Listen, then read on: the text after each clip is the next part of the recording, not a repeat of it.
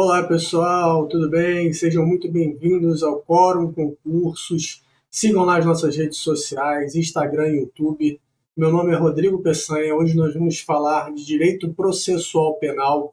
Vamos ter a segunda parte da aula sobre prisão em flagrante. Então vamos lá. Bom, na aula passada nós vimos o conceito, as funções, as fases, quem era o sujeito ativo e o sujeito passivo da prisão em flagrante. Vimos também as espécies de prisão em flagrante. Na aula de hoje, nós vamos falar da lavratura do auto de prisão em flagrante delito. Vamos entender sobre o condutor, testemunhas, o interrogatório do preso, o prazo para a lavratura do APF, recolhimento à prisão do suspeito, a remessa à autoridade competente e à autoridade judiciária, e também vamos falar sobre nota de culpa. Depois falaremos da convalidação judicial da prisão em flagrante, que é uma parte extremamente importante da nossa matéria, e vamos ver como esse controle judicial é feito. E, por fim, vamos resolver algumas questões que foram cobradas em concursos públicos para a gente testar os nossos conhecimentos. Então, sem horas delongas, vamos lá, vamos falar sobre a lavratura do auto de prisão em flagrante. Olhem só, efetuada a prisão em flagrante delito do agente, é indispensável que exista uma documentação em relação a essa prisão. Então, todo aquele procedimento ligado ali à captura do suspeito deve ser documentado de maneira correta. E isso é feito através da lavratura do auto de prisão em flagrante delito. Está lá no artigo 304 do Código de Processo Penal. Então, o APF-D, auto de prisão em flagrante delito, nada mais é do que um instrumento em que ficam documentados ali os fatos que revelam a legalidade, a regularidade em relação à restrição da liberdade desse indivíduo. Então, ele vai ser a primeira folha, a primeira peça, a primeira página ali do inquérito policial. Agora, prestem atenção. Por força da Constituição Federal, uma vez que o preso é apresentado a essa autoridade competente, ele deve comunicar imediatamente a prisão e o local onde esse preso se encontra ao juiz competente. Além disso, deve comunicar também à família do preso ou alguém por ele indicado que ele está preso. Está lá no artigo 5º, inciso 62 da Constituição Federal, que diz o seguinte: a prisão de qualquer pessoa e o local onde se encontre serão comunicados imediatamente ao juiz competente e à família do preso, ou alguém, ou a pessoa por ele indicada. Então, o preso tem esse direito constitucional de ter a sua prisão comunicada imediatamente ao juiz competente e também à sua família ou alguém que ele indique. Além disso, essa autoridade que recebe esse preso deve informar ao preso seus direitos, entre eles o direito de permanecer calado e sendo assegurado a ele também assistência da família e de um advogado. Também está no artigo 5º da Constituição Federal, no inciso 63, com a seguinte redação: o preso será informado dos seus direitos, entre os quais o de permanecer calado, sendo-lhe assegurada a assistência da família e do advogado. Além disso, deve-se identificar ao preso quem são os responsáveis por sua prisão ou por seu interrogatório policial. Artigo 5º da Constituição Federal, inciso 64. O preso tem direito à identificação dos responsáveis por sua prisão ou por seu interrogatório policial. Então, em regra, esse auto de prisão em flagrante ele será lavrado pelo escrivão de polícia na presença do delegado de polícia. Mas vejam, na falta do escrivão de polícia ou em casos de impedimento dele, a lei vai permitir que a autoridade policial designe uma outra pessoa para essa função, qualquer pessoa, desde que essa pessoa preste, anteriormente ao desempenho dessas funções de escrivão, um compromisso legal. Isso está lá no Código de Processo Penal, no artigo 305. Deem uma olhada aí no 305 do CPP de vocês, e vai estar escrito o seguinte: na falta ou no impedimento de escrivão, qualquer pessoa designada pela autoridade lavrará o auto, depois de prestado compromisso legal. Então, isso está lá no Código de Processo Penal. É só você ler o CPP que você não tem como errar isso na prova, porque o seu examinador ele vai tentar te confundir, vai tentar misturar as coisas, as informações. para fazer você errar a questão. Mas você vai ter visto essa aula e aí você vai frustrar o seu examinador, porque você vai acertar a questão. Você já vai saber que na falta ou no impedimento do escrivão, qualquer pessoa designada pela autoridade policial vai poder lavrar o auto de prisão em flagrante, desde que tenha prestado o compromisso legal. Tudo bem? Vamos falar agora sobre condutor e testemunhas. Então, a primeira pessoa a ser ouvida quando se vai fazer a lavratura do auto de prisão em flagrante é o chamado condutor. Ele pode ser tanto uma autoridade como também um particular responsável pela condução desse indivíduo que foi capturado. Né? Só tomar uma água aqui. Olha, não é necessário que esse condutor tenha presenciado a prática do delito, nem a prisão. Né? Ele pode ter recebido esse preso de uma outra pessoa, mas ele é o primeiro que vai ser ouvido lá naquela peça inicial que inaugura ali a lavratura do auto de prisão em flagrante. Depois da oitiva do condutor, o presidente do auto de prisão em flagrante, que é o delegado de polícia, faz a oitiva de duas testemunhas que tenham presenciado o fato. Tudo bem? Então, houve o condutor, depois houve-se duas testemunhas que tenham presenciado o fato. E depois disso, é possível a oitiva do ofendido. Olhem, o ofendido, a vítima, não necessariamente tem que ser ouvido. Se liguem nisso aqui. Se a questão falar, questão da sua prova, falar que a oitiva da vítima é obrigatória, você já sabe que ela está errada.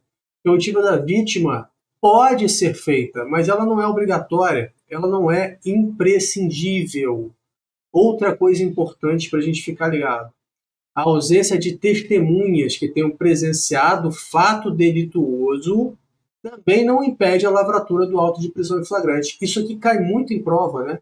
Então não é necessário que haja ali naquela situação do flagrante testemunhas que tenham presenciado o fato delituoso para que o auto de prisão em flagrante seja realizado.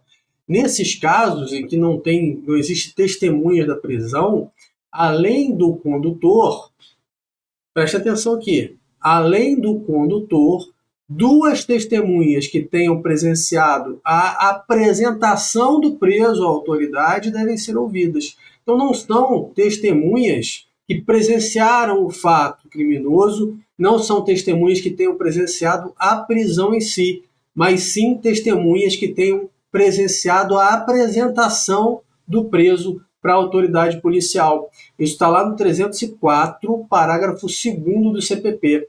Vamos ler com atenção, isso aqui cai muito em prova também. Olha, a falta de testemunhas da infração não impedirá o auto de prisão em flagrante, mas, nesses casos, com o condutor, deverão assiná-lo pelo menos duas pessoas que hajam testemunhado a apresentação do preso à autoridade.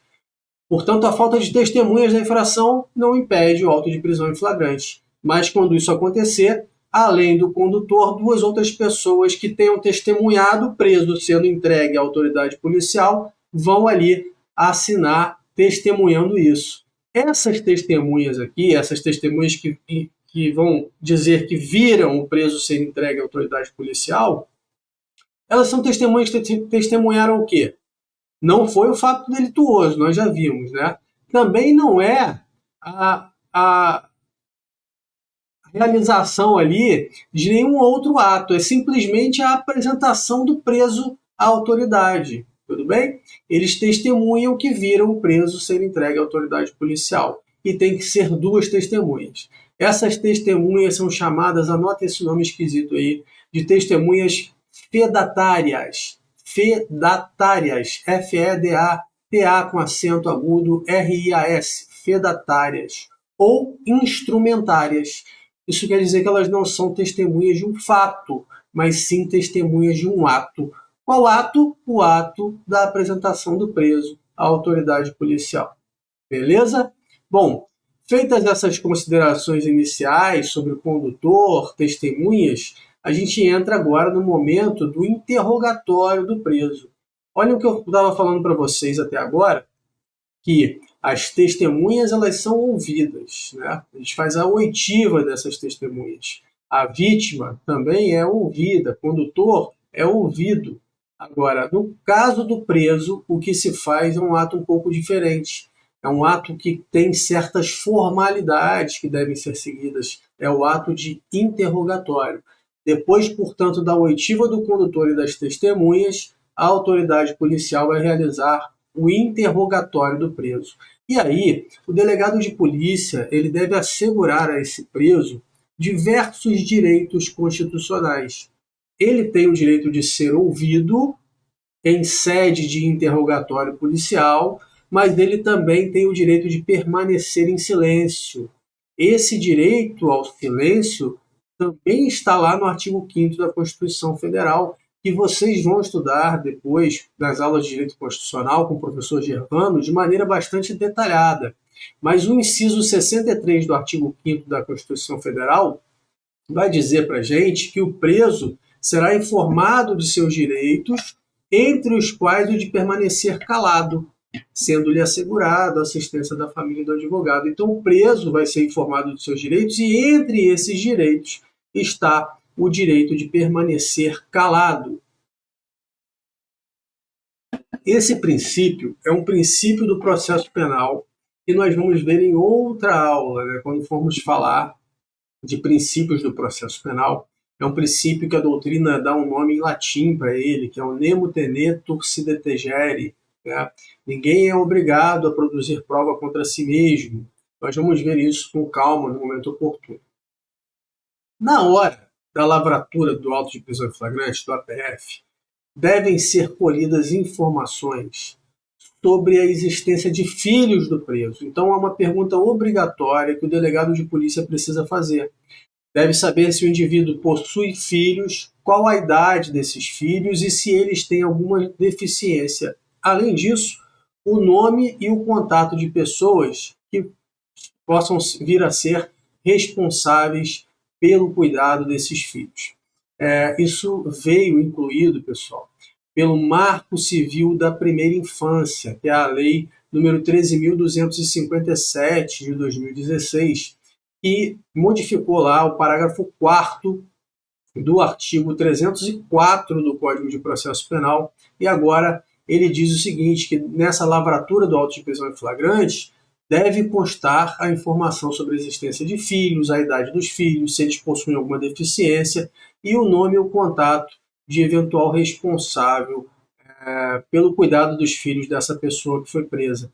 O objetivo dessa lei foi dar ao magistrado, ao juiz, informações mais completas sobre a pessoa presa, para ver se é um caso, se seria caso de concessão de prisão domiciliar. Uma situação também que é estudada quando se estuda medidas cautelares no processo penal. Certo? Tranquilo até aqui? Já vimos bastante coisa em pouco tempo de aula, muito conteúdo aí para vocês, conteúdos sempre pensados dentro de um universo muito grande de matérias de processo penal, né, da matéria do processo penal, mas focados para quem vai fazer concurso para a Guarda Municipal. Vamos falar agora do recolhimento à prisão do preso. Então, depois da lavratura desse auto de prisão em flagrante, o delegado manda recolher esse conduzido, né, o preso, à prisão, exceto naquelas hipóteses em que couber liberdade provisória com fiança dada, arbitrada, definida pela autoridade policial.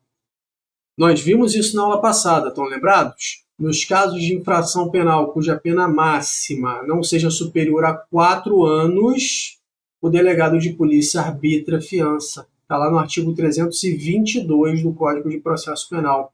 Vamos imaginar, por exemplo, um homicídio culposo, que é o parágrafo 3º lá do artigo 121 do Código Penal. Ele tem uma pena de detenção que vai de 1 a 3 anos. Nesse caso, a pena máxima não é superior a 4 anos. Então, o que o delegado de polícia faz? Arbitra uma fiança para esse preso. Nesses casos daqui, as 3 primeiras fases da prisão em flagrante, elas são normalmente cumpridas. Então, existe a captura, existe a condução coercitiva e a lavratura do auto de prisão em flagrante. Mas, como essa infração que a gente está trabalhando aqui no exemplo, de homicídio culposo, não tem uma pena máxima superior a 4 anos, ao invés de recolher o indivíduo à prisão, né, que seria o quarto ato das fases administrativas da prisão, a autoridade policial concede liberdade provisória, arbitrando lá uma fiança para ele. Tudo bem, Rodrigo, arbitrou a fiança, e se o cara não pagar a fiança? Aí, nesse caso, ele deve ser levado ao cárcere, porque a colocação do preso em liberdade sem fiança depende de autorização judicial. Então, só o juiz pode fazer isso, o delegado de polícia não pode. Isso se encontra lá no 310, artigo 310, inciso 3º do Código de Processo Penal. Também se estuda quando se fala das medidas cautelares. Beleza?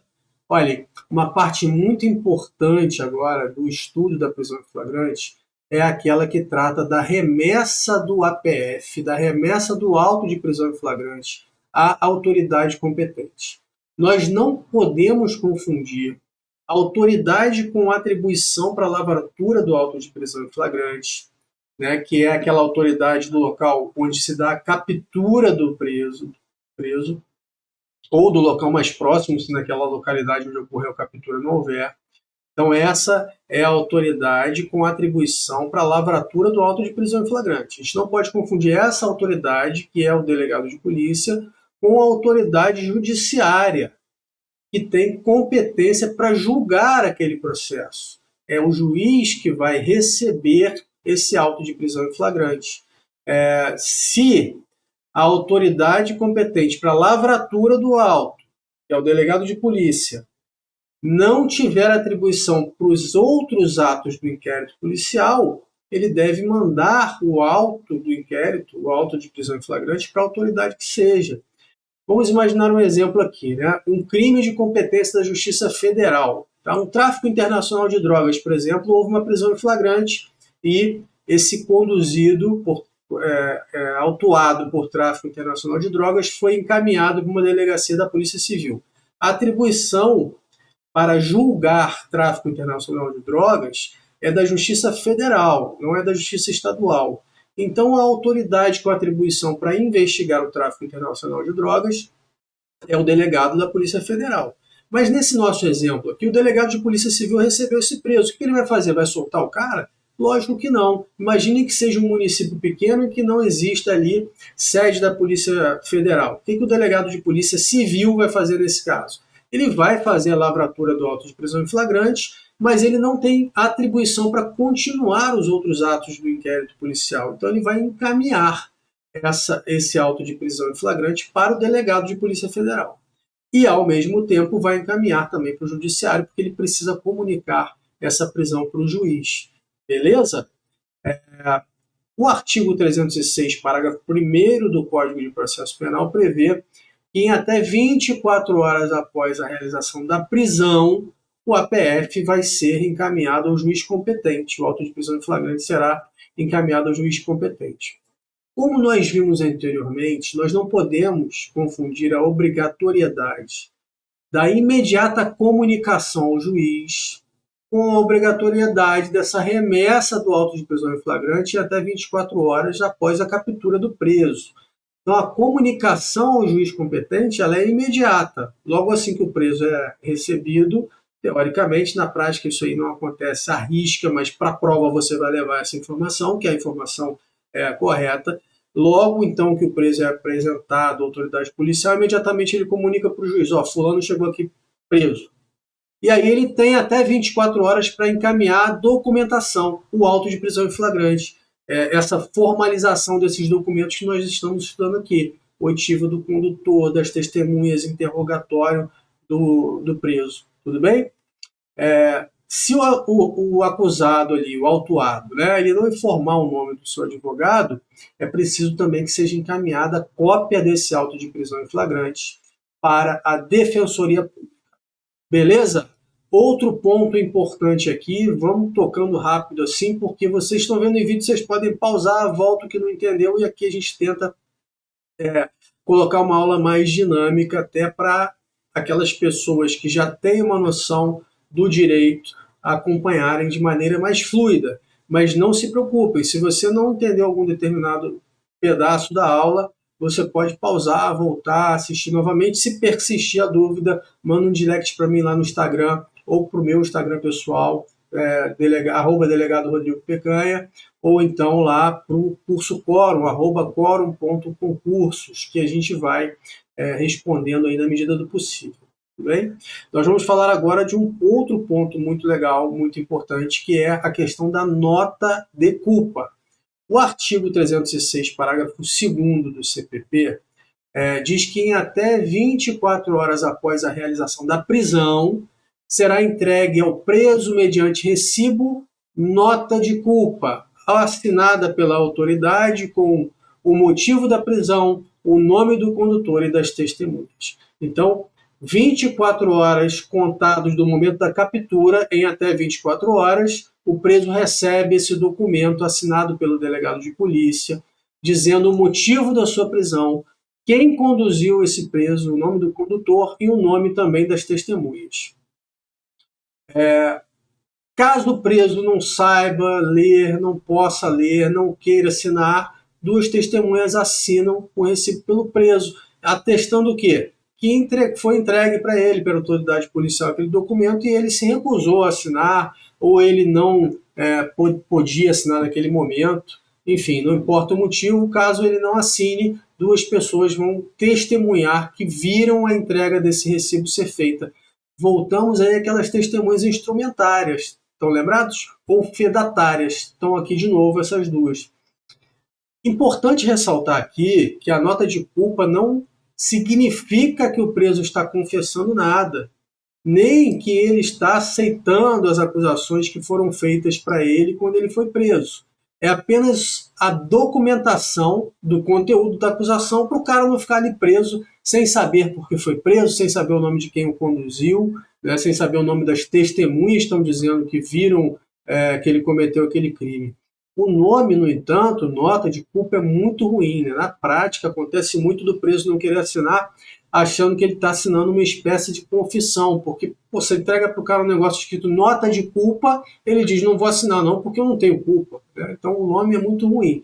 Mas o conteúdo do documento é esse que eu passei para vocês, e lembrem-se, entregue ao preso em até 24 horas após a sua captura, com a assinatura da autoridade policial, né? Um recibo que o preso vai assinar, dizendo que recebeu, e ali constando a acusação que é feita contra ele, o nome do condutor e o nome das testemunhas. Beleza? Bom, chegou agora a hora da gente falar sobre a convalidação judicial da prisão em flagrante. Uma vez comunicada a autoridade judiciária a prisão em flagrante, quando o juiz recebe esse auto de prisão em flagrante, e ali acompanhando todas as oitivas, o que o magistrado deve fazer? O que faz o juiz depois que recebe o auto de prisão em flagrante?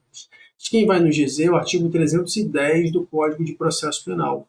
Então, ao receber o auto de prisão em flagrante, o juiz deverá fundamentadamente. Aí o artigo 310 vai trazer ali as possibilidades que o juiz tem. A primeira delas é relaxar a prisão em flagrante ilegal. A segunda, inciso segundo, converter essa prisão em flagrante em prisão preventiva se estiverem presentes os requisitos da prisão preventiva ou se as outras medidas cautelares diversas da prisão não forem suficientes.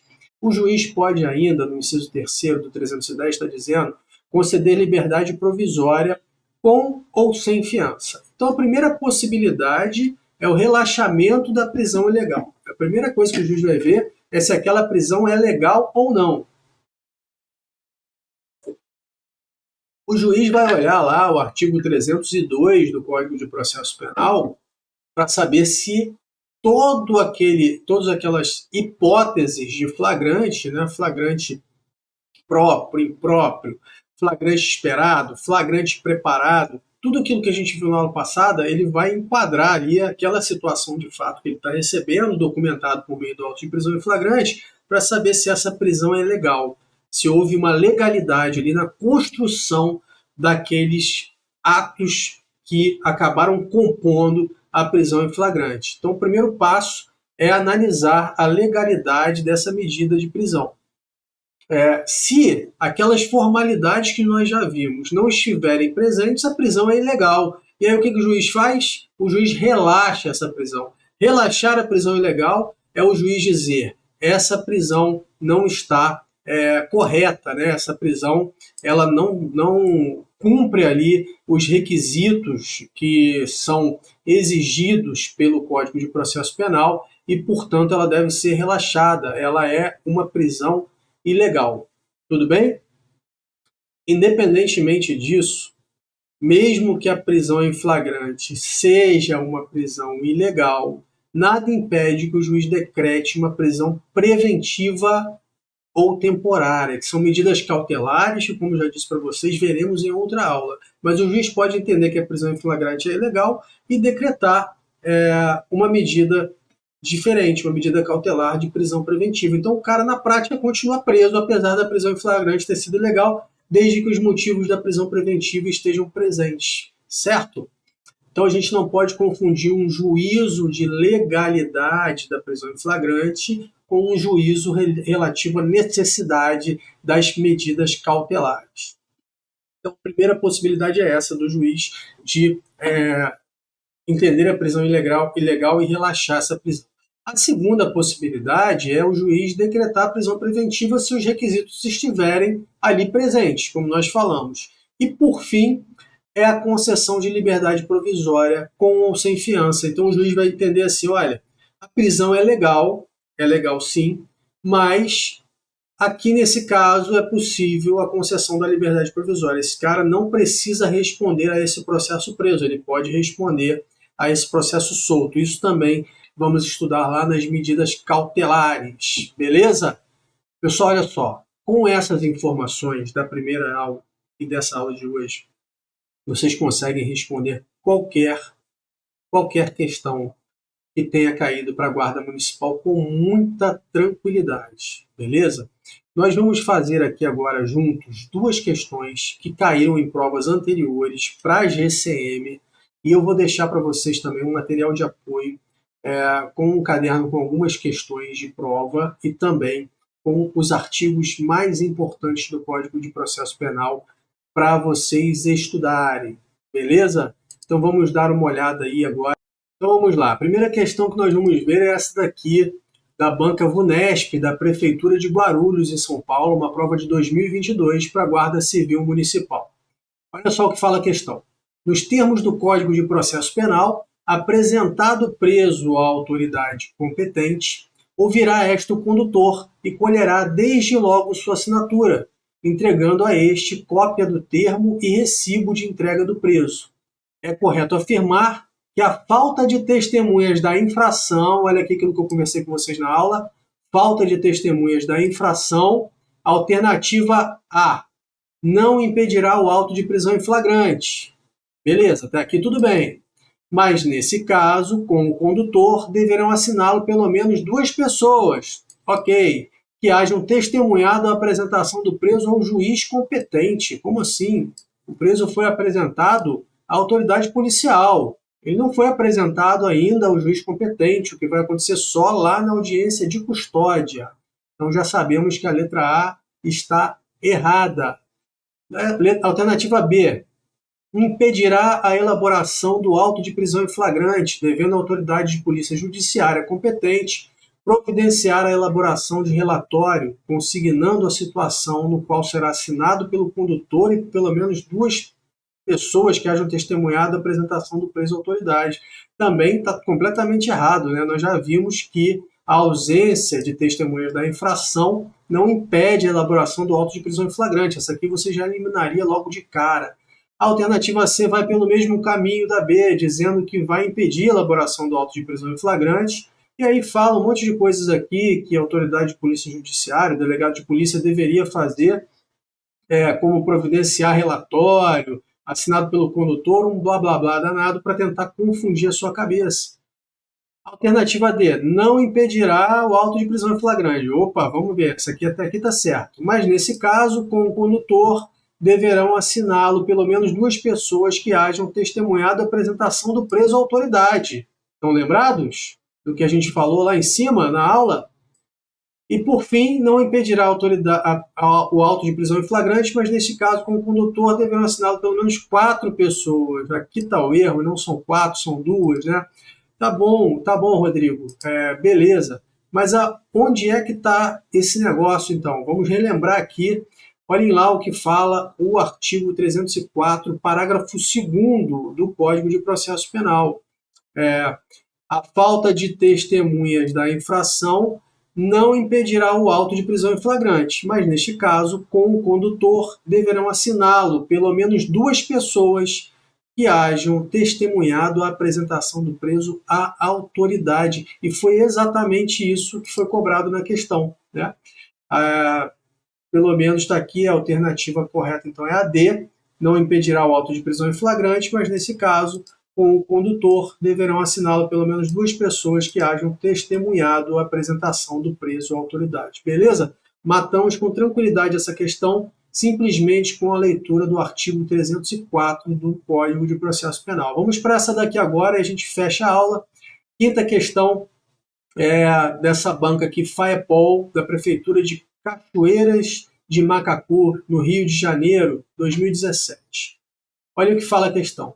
PD é pego com instrumentos utilizados em roubo realizado na Travessa X do município Q, por agentes municipais. Então, o cara foi capturado com instrumentos utilizados em um roubo que foi realizado nessa Travessa X do município Q aqui, e essa prisão foi feita pelos guardas municipais. Após a captura, é levado por autoridades policiais estaduais para a delegacia de polícia responsável pela área onde o cidadão foi preso. De acordo com as regras do Código de Processo Penal, ocorrerá, em primeiro lugar, a oitiva do condutor com aí tem as alternativas. Vamos lá, pessoal, vamos lembrar. O que é feito logo após a oitiva do condutor? Letra A, vamos ver aqui. Entrega de cópia do termo e recibo de entrega do preso. Será que é isso que é feito? Hein? Vocês estão lembrados lá daquela sequência que nós estudamos? Letra B, formalização de auto. Letra C, remessa do procedimento ao Ministério Público. Eu falei com vocês isso, de remessa ao Ministério Público? Relação dos bens apreendidos? Então vamos olhar ali novamente o que nos fala o Código de Processo Penal, lá no seu artigo 304. Apresentado o preso à autoridade competente, ouvirá esta o condutor e colherá desde logo sua assinatura, entregando a este cópia do termo e recibo de entrega do preso. E aí, olhem o que fala a questão. Olhem lá, entrega de cópia do termo e do recibo de entrega do preso após o que? A oitiva do condutor. Então, a alternativa correta dessa questão aqui é a alternativa A. Tudo bem, pessoal? Bacana? Tudo certo? E assim, nós terminamos a aula de hoje. Eu queria falar para vocês continuarem focados nos objetivos de vocês, estudando todo dia. Só você pode decidir se você vai ou não ter o seu sonho realizado, né? Ter a tranquilidade de ocupar um cargo público, um salário digno, exercer uma profissão que gosta. Eu sei que a estrada para essa aprovação é uma estrada difícil, muitas vezes tortuosa. Você já trabalha em outro lugar, você tem família, tem filhos. Não deixe que essas coisas prendam o seu sonho, né? Eu sei que é difícil porque eu já percorri essa estrada e a minha realidade da minha vida também era bem complicada antes, tá? Uma coisa é a seguinte, se você não, em momento algum, pensa em desistir e aquilo está realmente te forçando, é porque o seu sonho talvez não esteja tão alto quanto você pode alcançar. Então, aquele sonho que vale a pena ser sonhado, e não só sonhado, em relação ao qual vale a pena ir atrás, buscar o resultado, é aquele tipo de sonho que dá uma tremida na base. Você fala assim, será que dá? Mas dá. Basta você fazer o que a gente está falando aqui, pessoal. A gente vai levar vocês para a aprovação. Eu sei qual é a receita, o professor Gervano sabe qual é a receita, o professor Marcelo também. Nós temos mais de 20 anos de experiência nessa área de aulas, de concursos públicos. Então, é como uma receita de bolo, né? É como uma dieta. você seguir, vai dar certo, não tem como não funcionar, beleza? Na semana que vem vamos trazer aí aulas novas para vocês, falando de legislação penal especial. Um forte abraço, fiquem todos com Deus e nos vemos na próxima aula.